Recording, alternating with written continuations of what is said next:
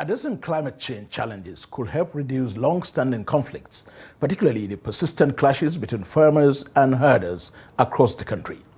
Experts say environmental pressures are increasingly fueling insecurity and social tensions in many communities.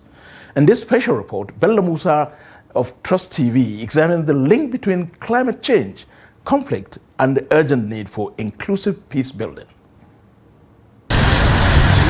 Experts believe that environmental degradation, pollution, and shrinking natural resources are major drivers of conflicts across several communities, especially in northern Nigeria. Discussions have focused on the social consequences of climate change, including competition over land and water resources, which often escalate into violent clashes between farmers and herders. For example, the farmer-herder crisis that we are having in Benue and other places in northwest and north-central Nigeria is as a result of the herders moving their cattle and their animals from a place whereby there is drought and there is lack of water and grasses to places whereby there are greener pastures.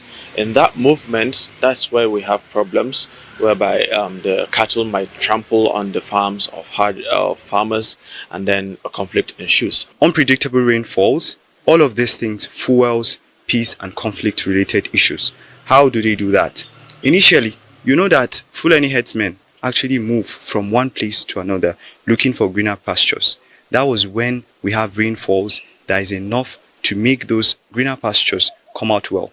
But now we have unpredictable rain patterns. Climate change is no longer just an environmental issue. It has become a key factor affecting peace, security, and social stability. From farmer-herder conflict to migration and the spread of extremism, changing climate patterns continue to create new challenges, particularly for vulnerable groups.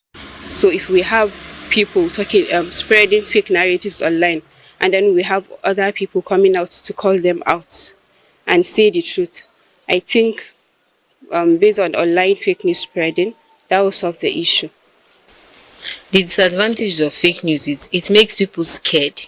It makes people see, because these things are not true and people get to believe them. And then before you know, fear comes into them, and then it affects them a lot. The experts say the conflict linked to climate change, especially farmer-herder clashes, can be addressed through strategic, inclusive, and sustainable solutions. We call for people to be very conscious of their environment, because we are a product of our environment, and our environment is a product of us. So once we have a healthy environment, the tendency of tensions and conflict is reduced. And that is why we call on people to plant trees a lot, because these trees you see is a very strong shocker to environmental shocks. Government has to wade into the issue in the sense that government has to provide enough enabling environment for all these people that we've mentioned, all these people that are involved, to give them an enabling ground. If you're a farmer, you're given enough land, you're given enough support to do your farming without infringing on the rights of anyone. If you're a herder, you are given a place to ranch your cattle so you don't have to move around them. Solving problems like this, first and foremost, I always go for dialogue first and foremost, but it will not really solve it practically. Practically, there are several measures, scientific measures used to tackle climate change, such as planting of trees. They emphasize that climate change affects every aspect of society, making it essential to understand its connection to peace and security in order to build a more peaceful and sustainable future. BELLO MUSA, Trust TV News Kaduna.